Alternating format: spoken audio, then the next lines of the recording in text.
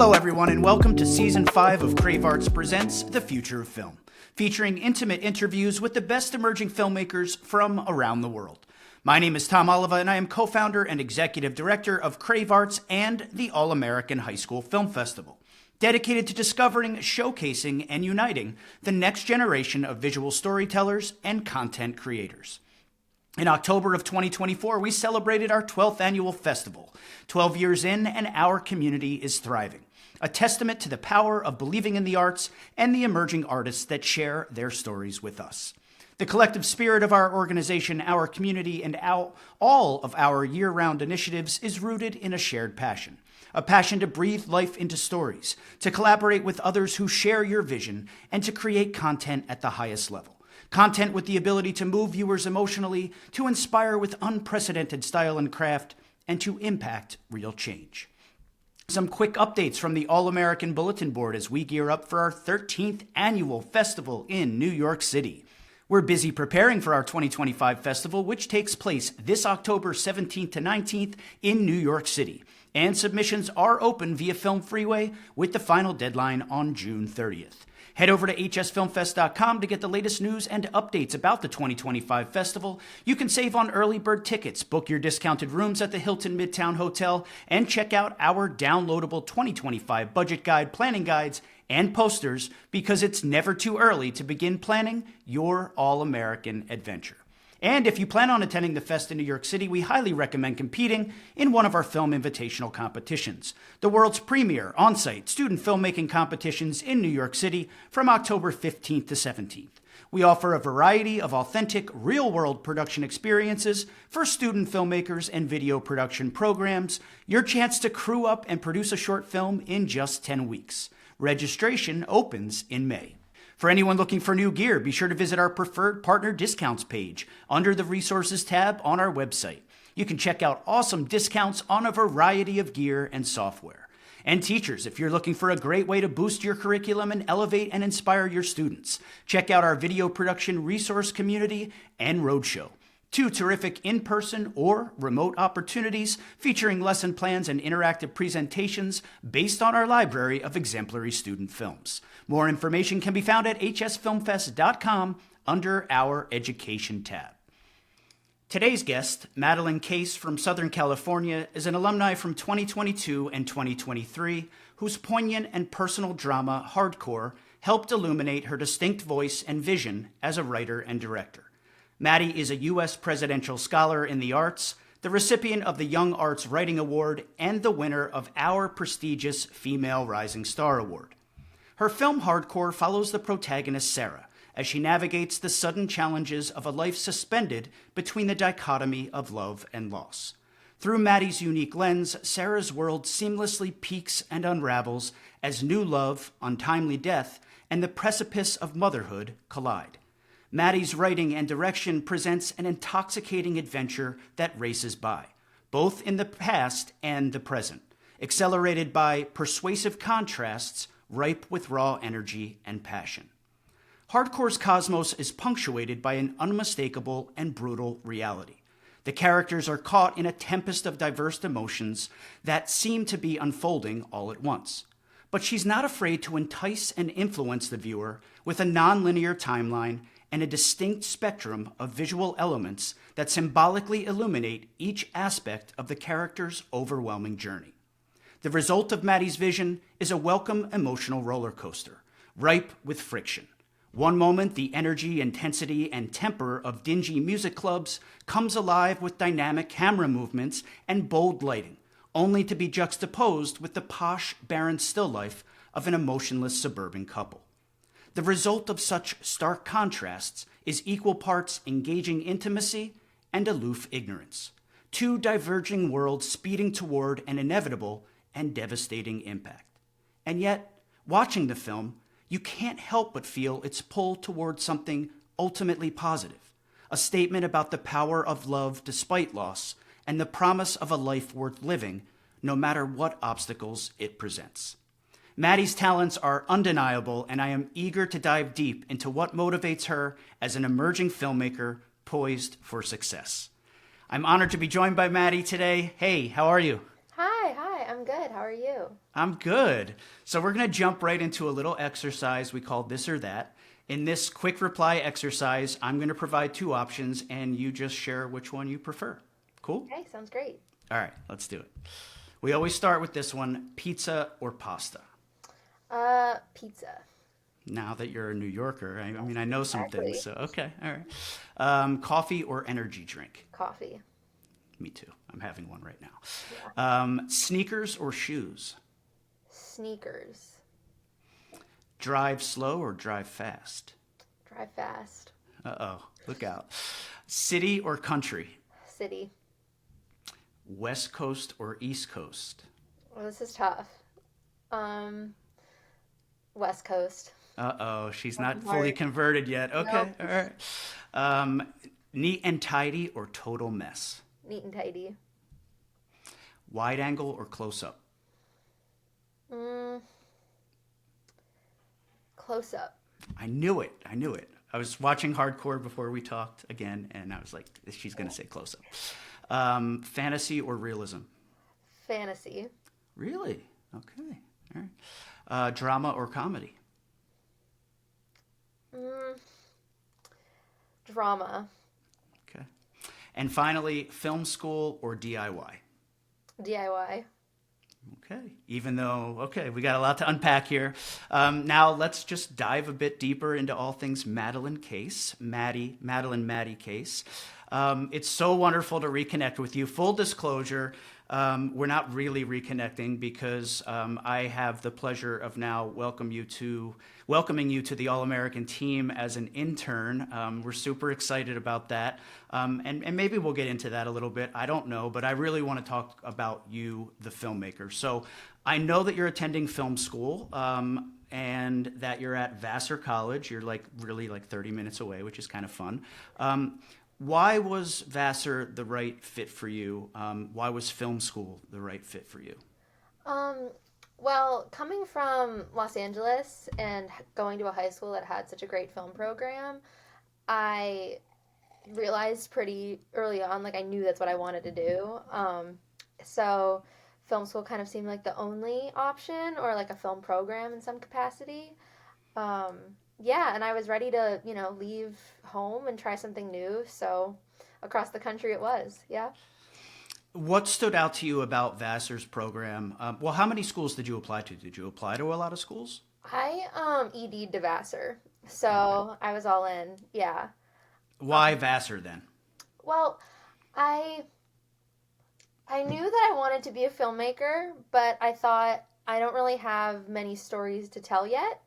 So I liked Vassar because I could do the more liberal arts education. So like I'd have the film program, but then I'd also, be able to take a bunch of other classes that could sort of, that could teach me other things that I think Hmm. have really influenced like how I tell stories and what kind of stories like I want to tell.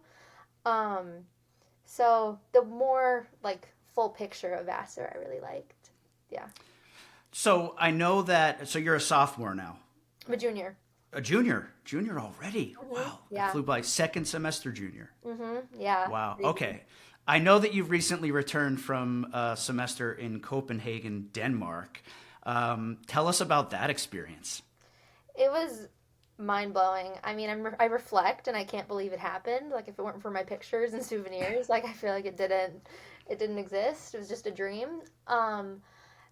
I definitely Copenhagen was a phenomenal launching point, like base camp, and then I could, like I did trips all over, went to all the best museums in Europe. It was truly mind blowing, and I took a film class there, and like watching international films and Danish films was super interesting, and yeah, it was just like even just seeing American films in a Danish cinema, you'd have like the ads that are in Danish, and I don't know, it's just everything was interesting. Yeah. So, ironically, this morning I got an email from a film group that works with high school students in Denmark called Station Next. They've submitted a lot over the years and they make incredible films.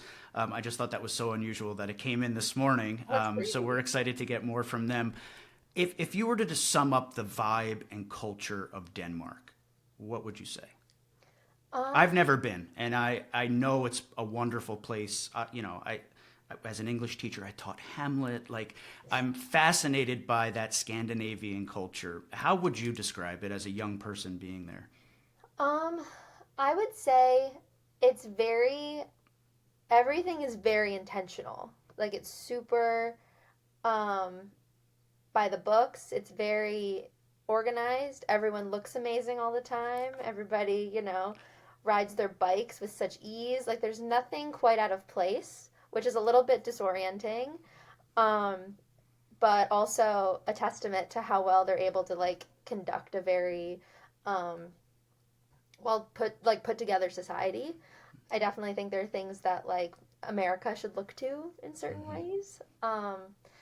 But I mean, I also, appreciated some things about American culture too. Like the melting pot of Mm-hmm. the U.S. is something that's pretty beautiful. Um, It's yeah, very homogeneous there. very yeah, Yeah. extreme, like jarringly so. Yeah. Yeah. Hmm. Is there a specific experience there, a specific memory, something that you did that really stands out that you're going to keep in your memory for the rest of your life? Um, it's a great question. I think. Hmm. Let me pivot and ask you this. Did you know anyone that you were going to be there with when you went? I did, which was super helpful. I went with my two closest friends from college and one of my childhood best friends. So I had a huge safety net. Um, and that was really great because I could kind of jump in with this confidence. Um, but yeah, I mean, I think, I don't know. I mean, when we first got there, it was super warm and the canals are so clean that you can just jump into the water without like any of the canals. Like it doesn't even need to be like a particular swimming spot. Um, and like the first time that I like jumped into the water and it was like 7 p.m. and it was super bright out, I think like I mean that was insane. That's amazing. Holding hands with my best friend, like it was awesome. So you literally are just like walking down like cobblestone like streets and then you just jump in the water. Yes. Yeah. Amazing. Truly Is it amazing. deep? Like can you touch the bottom? No. Not deep. Not it was like perfect. I don't know. It's just it's insane. Yeah. Crazy. Okay, so you had this like life-changing experience. You got to go with your friends. You experienced all of this wonderful European culture. I mean, I know just being in Europe, like the ability to hop on a train and be in another country in like a couple hours is just fascinating Hmm. and remarkable in the sense of I can imagine the inspiration that you took away from it that maybe it hasn't even really set in yet, right? It's just like it's going to slowly come out in your work. Let's get back to Vassar. What like I know that you studied a lot of liberal arts classes, and I also took the same approach, and I'm very grateful for it. You don't end up going necessarily down those career paths, but it's nice to have that well-rounded education, and I think a lot of people really need that. What has the film studies experience been like there? So far it's been extremely experimental. We haven't done the whole like narrative short film thing yet like as part of my curriculum. I've worked on short films like with friends and stuff, but that's all self-driven. So we're kind of like going back to like experimenting with basic things, whether that's like leaning into like documentary direct cinema without sound, or like I don't know, just kind of testing the boundaries of like expectations. And I find that when I try to do things that are more Hollywood or like that privilege, like what we usually see, my teachers respond less to that. Like they want you to kind of push the boundaries, and that's interesting. I love that. I mean, that kind of sounds like what college should be like, right? It's a chance for you to test the waters with all kinds of different mediums and styles. And, hardcore represents a little bit of both of those worlds, right? It has sort of some Hollywood or traditional elements, but it also, and revisiting again this morning, like there are a lot of risks and there is more fantasy there than maybe you might first realize. And it was interesting in the initial round of questions that you said fantasy. I was not expecting that.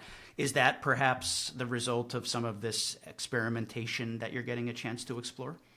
I think a little bit. As I've kind of worked on my own things, I realized that I really like to like hyperbolize or like dramatize things.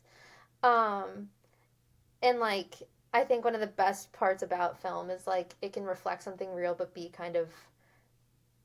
not. I don't know. Mm-hmm. So I think, Elevated. yeah, exactly. So I think fantasy with a grain of salt is, Yeah. yeah. So obviously, a lot of our listeners are high school students or teachers, playing these episodes in their classrooms, perhaps after watching your film and saying, like, let's get a little more insight into, how this comes to be. And we're certainly going to go there. But they're definitely curious, as you probably were, about the college experience. What is it like on a day-to-day basis for you at school? Like, you wake up, what do you do? Um, I wake up. My friends and I we I'm do glad you math. wake up. You don't Yep, we just wake lay in up. bed all day. Good. No, no, we're on the move. Or I'm on the move. Yeah, this we did today. I went to Pilates. We have like a Oh, great. Yep. That's a nice resource. And then I work in the mailroom, so part of the day too, and classes, and I'm lucky enough to have my car here, so maybe we'll put in like a Starbucks run, um, and homework. Yep. homework. Are you able to balance this dual sort of liberal arts class load plus the film stuff? Is there one that sort of dominates the other at this point? I think when I began, it was definitely more liberal arts, and I was pretty frustrated by the fact that I didn't have enough, like, I don't know, I felt like I still had an itch to be a filmmaker that wasn't being scratched. Like, Mm-hmm. but now that I'm in my third year and I'm taking a lot more film classes, I fully, like, prioritize those over everything else. And I mean, because I've tried other things, like, I've never been more confident that this is what I want to do. Um, so right now I'm taking some film class. I'm taking mostly film classes, and that's really great. Yeah. It's awesome to hear that you feel confident in the decision you made and your future. I mean, I think that's all anyone can ask for, to find your passion and to know that you're, going to pursue it with everything you have. Is there a class you're taking now that really stands out, or an assignment that you've been given that really stands out, something that will just sort of entice people who are listening to say, all right, you know what, this sounds like the right path for me too? Yeah, definitely. I'm taking an advanced screenwriting course that is supposed to be a year, but because I had like screenwriting background, I was able to jump in the second semester. But at the end of the year, you're supposed to have a feature film. So I've been like my homework is working on my feature, and it is so awesome. It's like I'm thinking about it constantly, and the fact that it is like homework is it makes it so hard to do all of my other work because I'm just so excited to be in it. Um, yeah, so that's super special. And then each class is like a workshop. So I'll have get notes from my peers and my professor, and then we'll talk about it. And like I get to read other people's scripts, and that's super helpful too. So that's really awesome.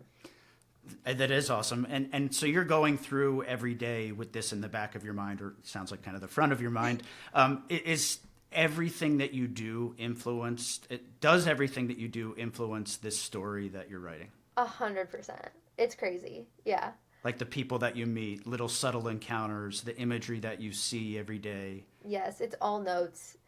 It's yeah. I mean, life is just research for it, and that makes me so much more observant, and it's awesome. Yeah. Yeah, very alive and tuned in. That's awesome. Can you give us a log line? Are you there yet? Yes.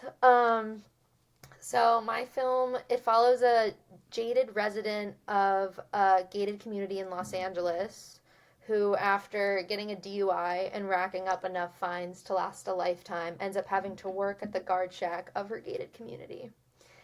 And through this, a bunch of chaos ensues with how she tries to get out of working at the guard shack, and all the characters are very outlandish in LA, and it's a lot of fun.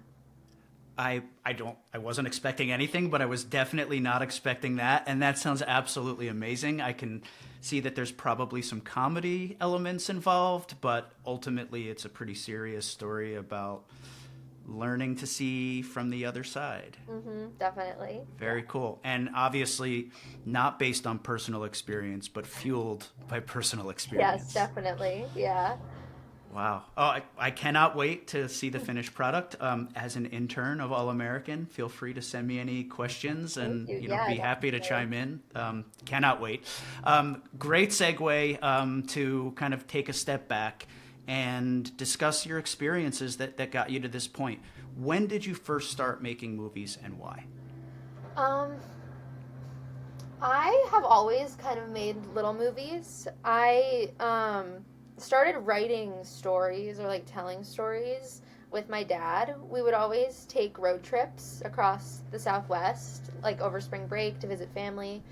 And we'd pass the time in the car by like verbally creating like different episodes from things we'd watched. So we'd like write our own Family Guy episodes based off of like our terrain and like the random billboards or like, you know, signs for things like all across, you know, like the most random parts of America. And those are just the best memories of my childhood. And he's a writer, so everything would just, I don't know, like we would just bounce off of each other's energy so well. And he's still like my number one collaborator. Like I'll send him everything I write, and I appreciate his input so much. Your dad sounds very cool. So congratulations on that. Everyone doesn't get so lucky. No. Getting to riff on Family Guy with your dad is pretty cool. So you're taking these trips with him and coming up with these ideas. How did that help inspire you to sort of continue down this path?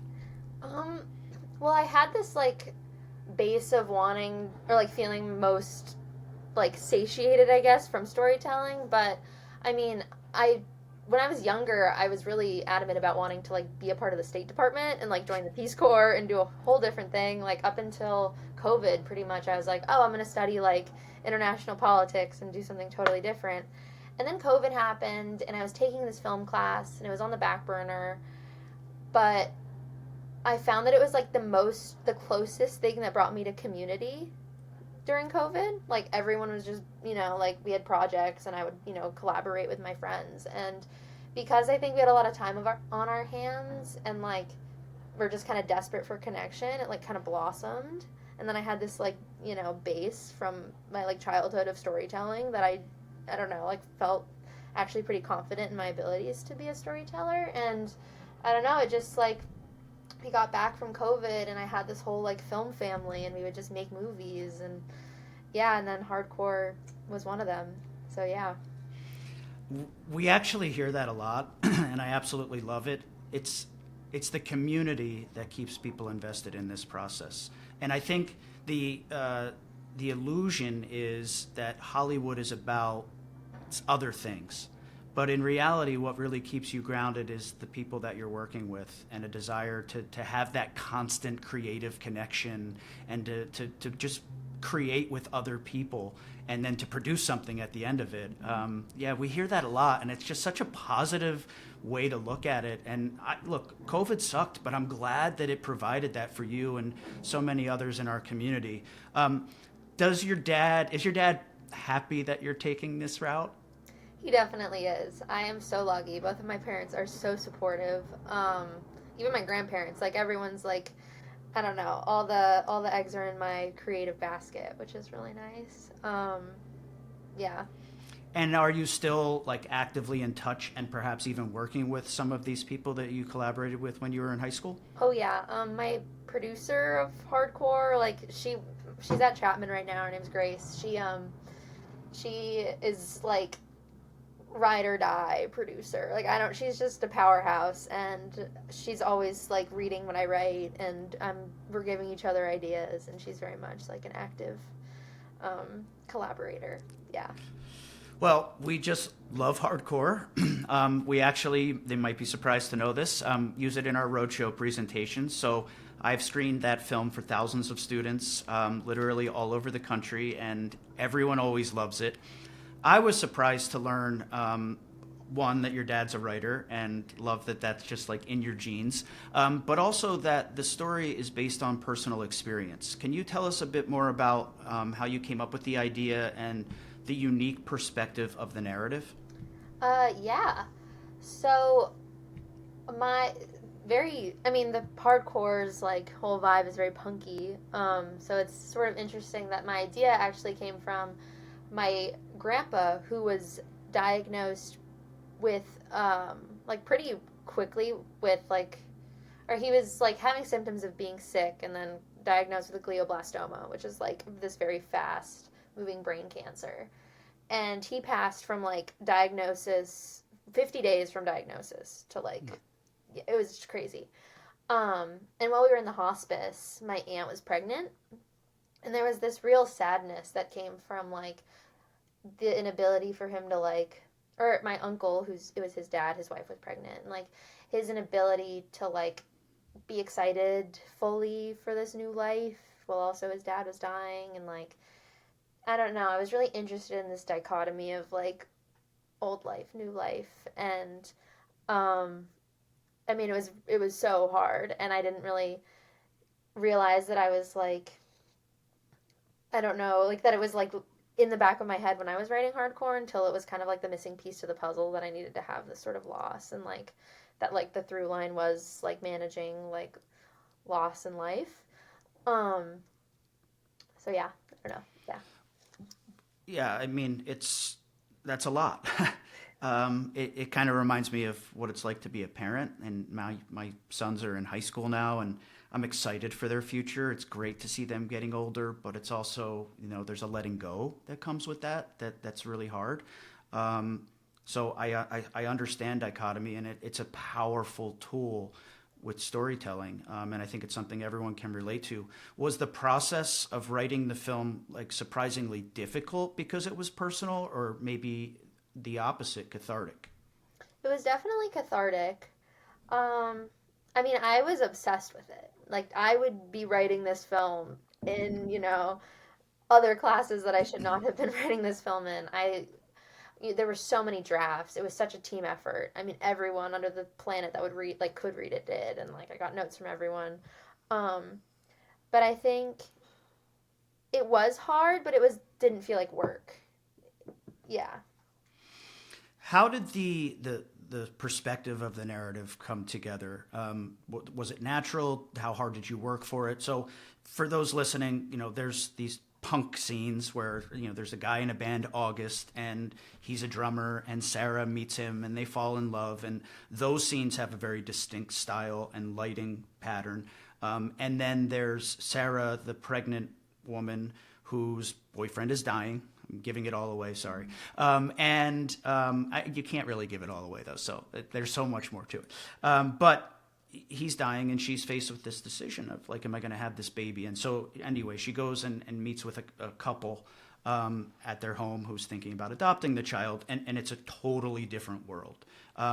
Just to get back to my question, did that just kind of come to you, or did you work really hard at creating that contrast? I love contrast. It's like my favorite thing to teach because there's so much potential. Yeah, no, it didn't come naturally.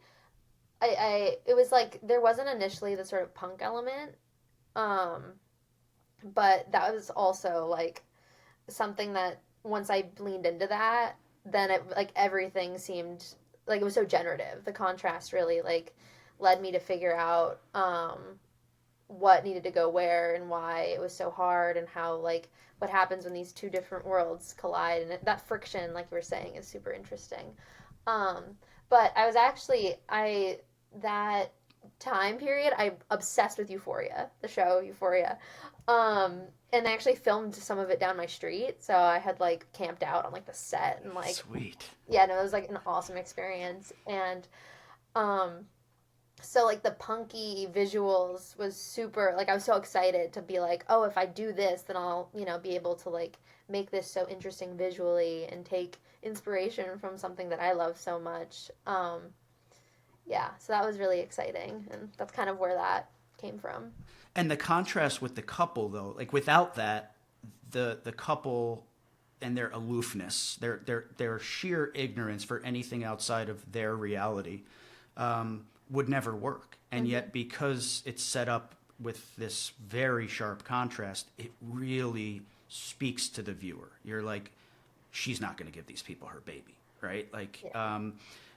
that's all coming from the same source, that just this idea that you really wanted to define each world aesthetically. Yeah, yeah, definitely. Um, and I thought that that was sort of I think giving that reason for why it wouldn't, like, why it couldn't be like given to the baby couldn't be given to the couple, like making that reason extremely strong was necessary. Um, yeah.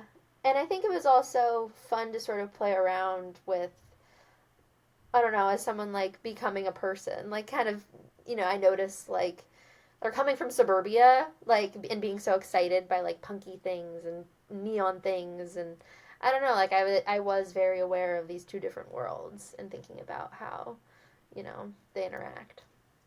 And there's the fantasy element, right? It Yeah. might not be a world that you're even intimately familiar with, but it's a dream of a world, and then you invented it.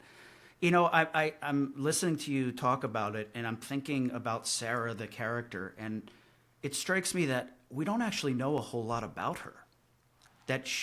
And yet we do. By the end of the film, I know exactly who she is, what motivates her, what she cares about, what she values. Is that intentional? Is she intentionally sort of this character who's feeding off of the others around her, and then slowly we're going to get our understanding of her? Because it's not like there's never like a long monologue or anything that reveals her. I think that's a strength, for the record. Was that intentional, or am I sort of even surprising you by saying it? I mean, a little bit. I mean, I love that observation, though. I mean, I created like a whole backstory for her that's not in it in any way, just like to have as sort of like, you know, um, Love that. yeah. But I think, I think part of what I wanted to lean into was mystery and suspense and like, hiding those facts about her. I think also kind of add to that and are a part of that. Um, but yeah, I don't know. I think I still am drawn towards protagonists who like you kind of need to like you peel back the layers and there's more. Yeah, and that takes time. Yeah. And showing it and not telling it for Mm, sure. Yeah. I mean, if she wasn't a photographer, she would have never even been in the club. exactly. Yeah. Um, Talk to me about your style as a director. I know you a little bit. You're a very nice person. I think that you would probably be great to work with as a director. How do you approach, working with a producer? Working with you had a decent sized crew for this film, and you've clearly mentioned that you value collaboration and feeding off of other ideas. More people need to do that and to lean into that. What's your approach to working with the team? Um, well, I think one of the beautiful things about film is that everyone has a different skill set, and then when you bring it together, like that's what creates the film. And being open to everyone's suggestions and knowing that like even if it's not exactly what you want to do, their suggestion will like be generative.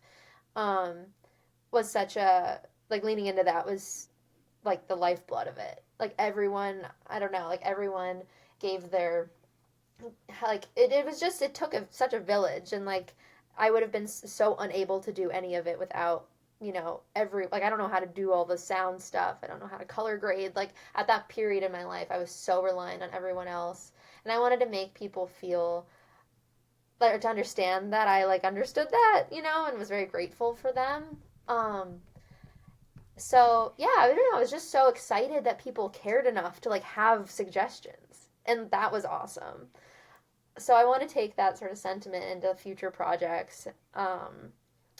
Yeah, because it Is does. that hard? Is it hard? I mean, it's your baby, right? Because you're the writer. Is it hard to sometimes just say like, "Oh, they're right, I'm wrong," or I really, this is the best advice I could be given. I need to take it. Yeah, I mean, it's definitely a balancing act, and trusting your instincts is hard. And definitely, I mean, if I could go back, I would have done some things differently and probably trusted some other instincts that I had more. Um, but I don't know. I think it's just it's such a learning process, and I found that if I really felt like I needed to put my foot down about a choice, like people respected that. Um, but yeah, it's a total balancing act, and I think the priority was that it didn't feel like I don't know, like it didn't feel like a place where people couldn't pitch ideas. Mm. Yeah. You had a pretty big crew watching the film. It's excellent production quality.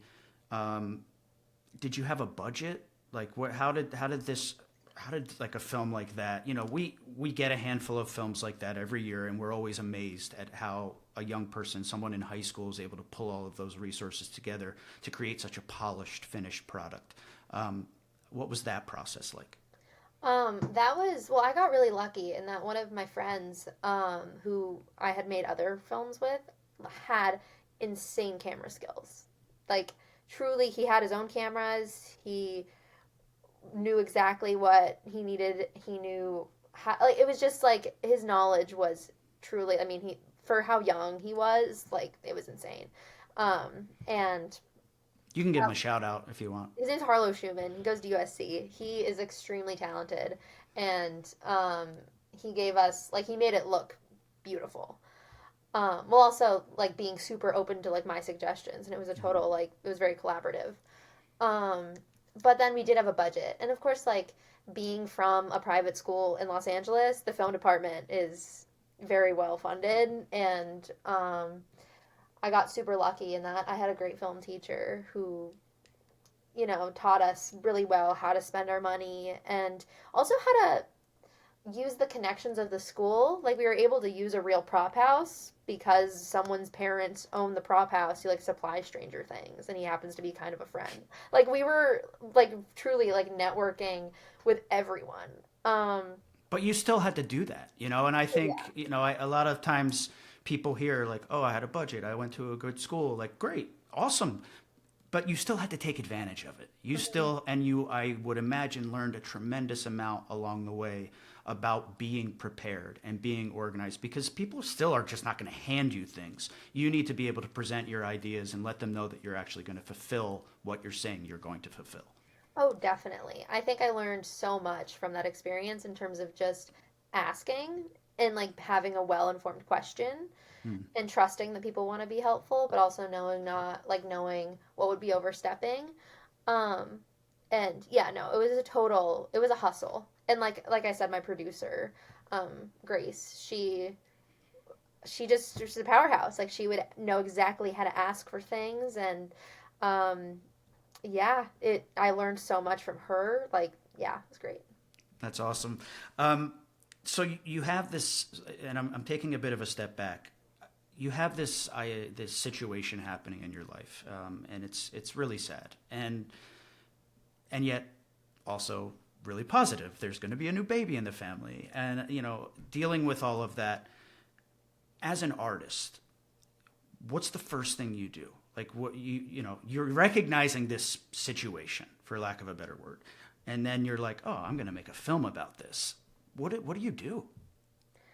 I think, I mean, this is sort of like my brain automatically kind of goes to story. I don't know if it's like, I definitely kind of felt guilty about the fact that I was thinking Mm. about how I was going to, like, churn out a narrative from this extremely traumatic experience, but that's kind of how I operate, and, like, how coping just kind of comes to me, is by automatically, like, using it to generate something that could be cathartic, or, like, I don't know. It's how you process, right? You're Yeah. you're processing grief and excitement, and then you just get a pen out and start writing things down. Yeah. No, I did. Yeah, no, I mean, I would feel weird thinking about my parents saying, make these things. I'm like, that's a line. Like, I don't know. Like, it's just like, that's just how I'm wired. Um, and yeah, so it was kind of immediate. I didn't really know how it was all going to piece together, but I had pieces that I was, like, kind of creating. What do you enjoy most about making a movie? What did you enjoy most about making hardcore? Um, I mean, I reflect so fondly on every part of it. Like, just, That's awesome. it's so awesome. I mean,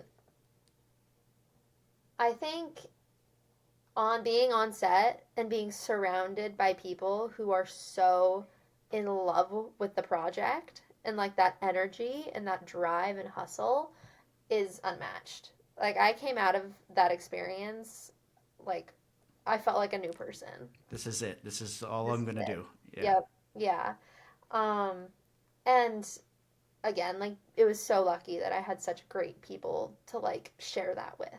And that was really, like, that's awesome. Yeah. Yeah. What a wonderful Yeah. thing to take away from it. And on the flip side, what's the hardest part? The hardest part, I think, I mean, for me, I definitely don't come into telling people what to do naturally. Like, it was a total, I was very much out of my comfort zone, knowing that I was going to direct something that everyone was putting in so much heart and soul in, and the fact that I had to like tell actors how to feel. I don't know, like it was just like maintaining confidence in my choices was definitely tough. Mm. Um, but I think I grew so much from doing that, and the fact that it like worked. I don't know, like it was like something. I'm proud of it, and it was fun. Like I take that and I use that as, confidence that I can do it again. Yeah. Yeah, that's good. It's hard to be a boss, and sometimes that territory comes with, making uncomfortable decisions or telling people uncomfortable things. It sounds like you have a really good balance, and it sounds like if the people around you are super motivated to do these things, you're creating an environment that, ultimately results in a positive experience. So congratulations on that, because it's hard to be nice, and if it's coming naturally, then hey, just keep going with it. Um, do you have specific influences that help inform your style and motivation as a storyteller? Yeah, definitely. I mean, I think story wise, I love Lady Bird, by Greta Gerwig. That script is perfect. Like it's like 90 pages of every emotion under the sun. It's amazing. Um, so she's a big inspiration. I really like Phoebe Waller-Bridge, Fleabag. Mm-hmm. Her style of writing and comedy and heart is perfect also. The world needs so much more Fleabag. It really kills me that there isn't more. It Yeah, really does. Yeah, yeah. no, that show is like it's like a religious experience watching it. Yeah.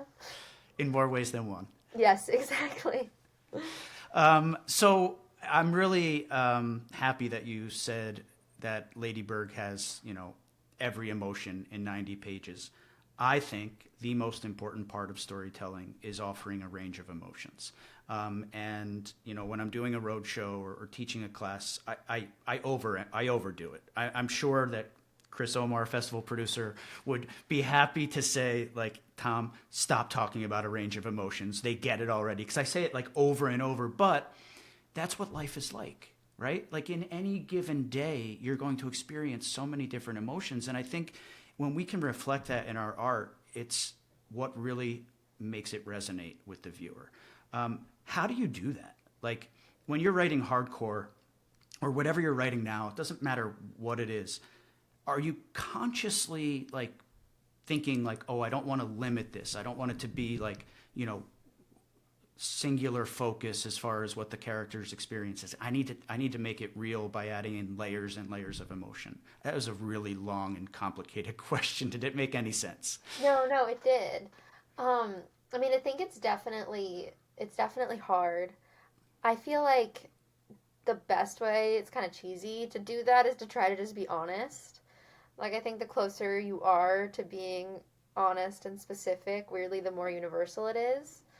Um, so sometimes, that honesty lies with something kind of messy and then that's somehow funny. And like, I don't know, like it's just you can't really clock exactly how you're going to respond to things and like there's not a wrong or right way to respond to things. So I think trying to like write characters honestly and unapologetically is definitely where that lies. Yeah. And does that take a lot of self inspection? Yes, definitely.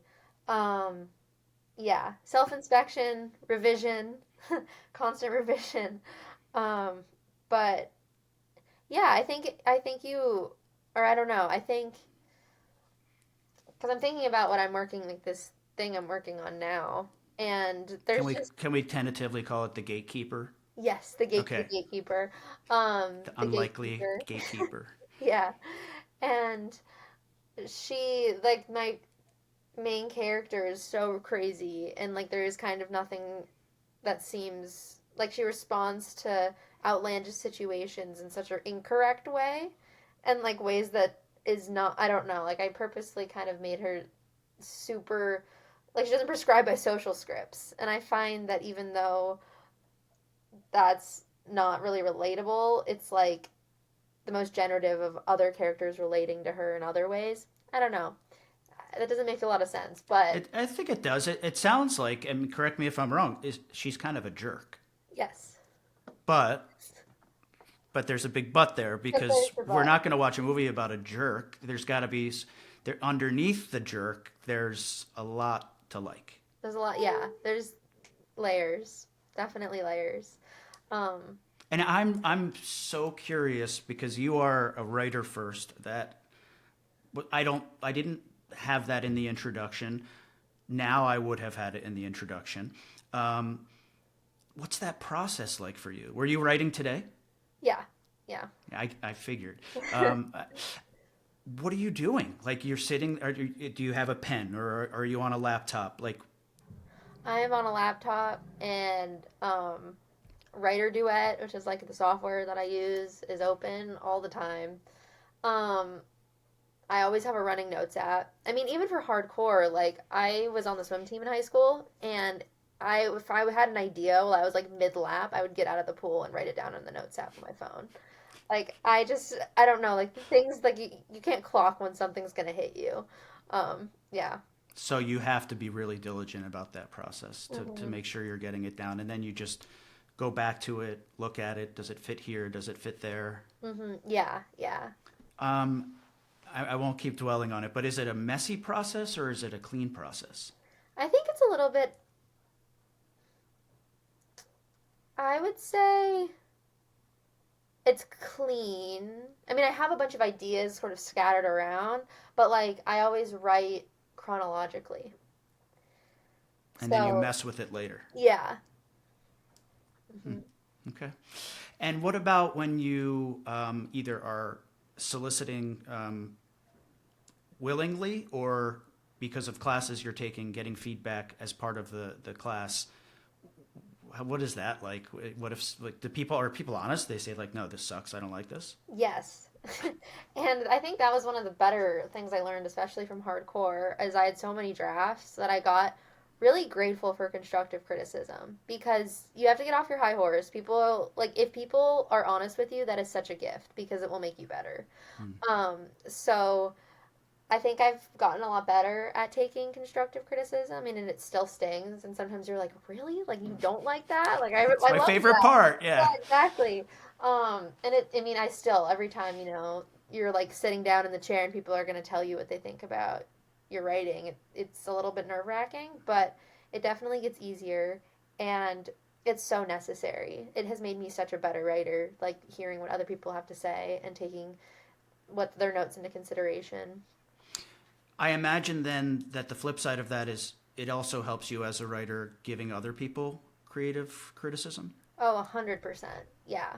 And I don't think you realize you have opinions, or at least I don't until it's like necessary for me to write them down. And then I have so many opinions about this. And like, I don't know, it's nice to be complimentary and also be helpful. And yeah. What's next for you? You're working on this feature. Is that pretty much all consuming at this point? And then that's something that you would shoot as a senior? How does what's in the pipeline? I think, I mean, the feature is very unattainable in terms of production.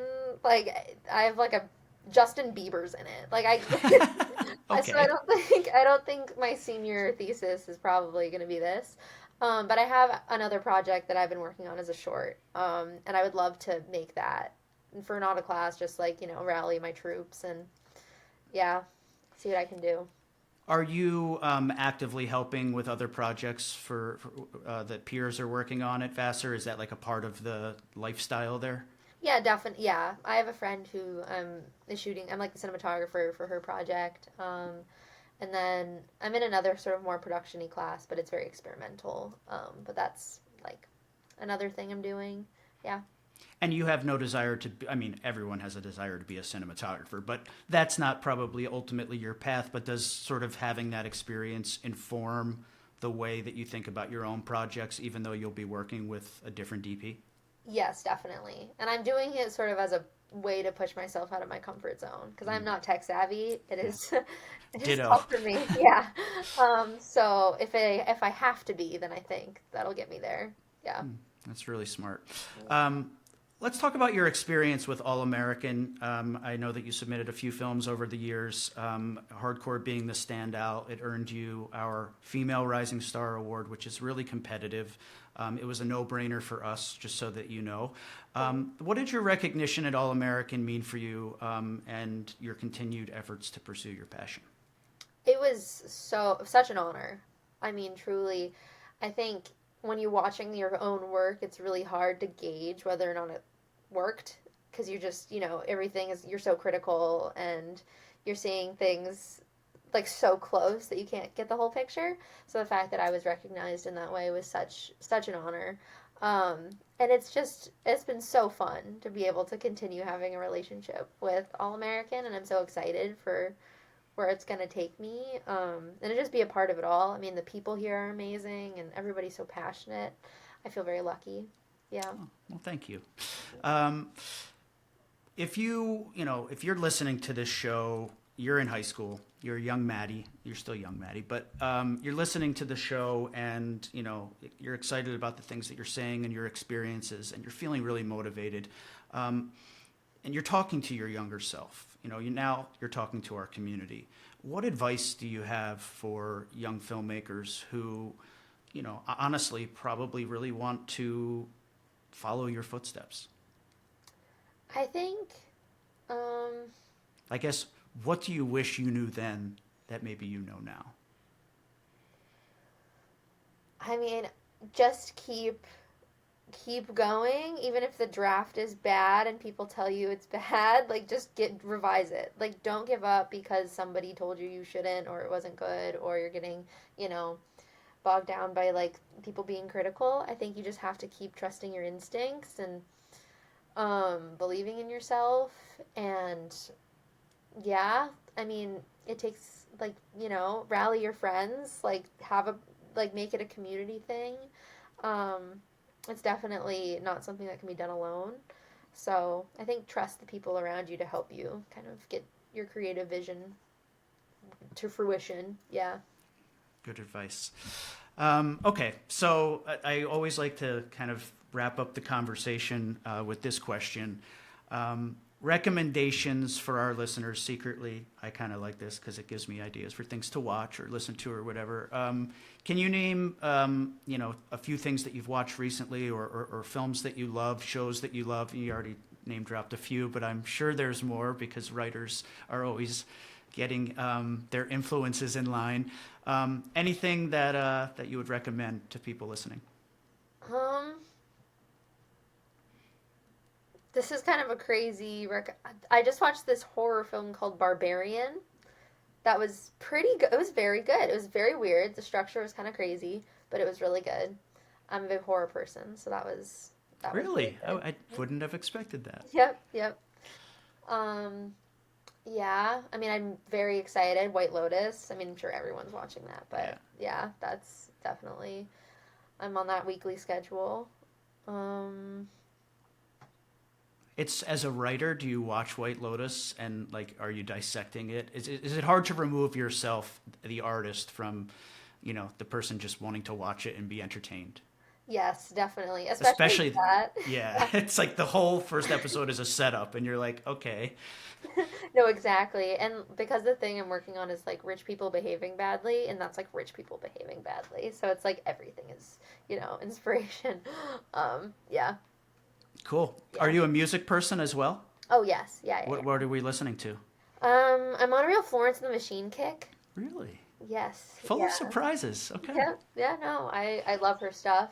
So, Ship to Wreck, that song's, really good. Yeah. All right, and how about what's the seminal Danish film from your time in Denmark, one that really stood out to you? Because I'm severely lacking in Danish cinema. I better check one out because they submit a lot of great films to us. It's the least I can do. Yeah, we watched this film for class. I think it's called One More Round. It's with Mads Mikkelsen. I think it won. Oh, he's the best. Oh, he's awesome. Yeah. I mean, I think it won best international. Is that the one about the teachers who decide to start drinking? Mm-hmm. That film is incredible. Yeah, it's an insane movie. We watched it for my Danish class. And I was like, this is awesome. Yeah. Yeah. Oh, so I have watched some Danish cinema. Duh. There you Okay. go. Yeah. Yeah. Makes sense. And I just thought of one more thing. I had the distinct pleasure of inviting you and then having you join me in Milan, Italy for 2030, which is a social impact film festival coordinated by some young Italians who have now become some of my dearest friends. And for me, it was an incredible experience to be there with, I think, 13 All-American alumni, just really in an amazing artistic, cultural city as a backdrop, and yet really there to explore, how cinema can be a vehicle for change. What did you walk away from that experience with? Maddie and I, for everyone, we had a cab ride back to our different hotels after like the closing party, and we had a chance to talk. It was really fun. It was so fun. And super random. And it was, for me, it was just great to be with the human Maddie and not necessarily the artist in that moment. But what did you take away from that experience? I mean, it's so hard to just pick one. Like, I gush about that 3 days to everyone that will listen to me. It was so inspiring to see filmmakers from all walks of, or all the earth. Yeah. Like, they all had such different voices and genres, and I mean, it was truly amazing. And I think the American film experience has, or at least maybe because I'm growing up in LA and being in New York, like it feels very like it feels like there's kind of one path that like you need to take in order to do it. And after going to the festival and seeing so many different filmmakers doing their own thing and just making because like they have something important to say, I mean, it was kind of freeing in a way, knowing that like you don't really have to just kind of, be another cog in the machine. Yeah. I don't know. That is exactly why I wanted you to go, and that would be what I would hope you would take away from it. So it's extremely fulfilling for me to hear that, and yeah, that's been my experience there as well. And hey, maybe you'll be able to come back with me again this year. Amazing. Well, I want to thank you, Maddie, for an insightful glimpse into your experiences and motivations as a storyteller. I encourage all of you to check out links to Maddie's impressive body of work in the description. And of course, thanks to all of you for tuning in and joining us. I remind you that this is just one of many in-depth conversations with the future of film. You can go to hsfilmfest.com for more information on the All-American High School Film Festival. And please do us a solid and subscribe and share across all platforms to support our important community of artists and interns like Maddie. We will see you next time. Thanks so much, Maddie. It's been a pleasure. Thank you so much. It was amazing.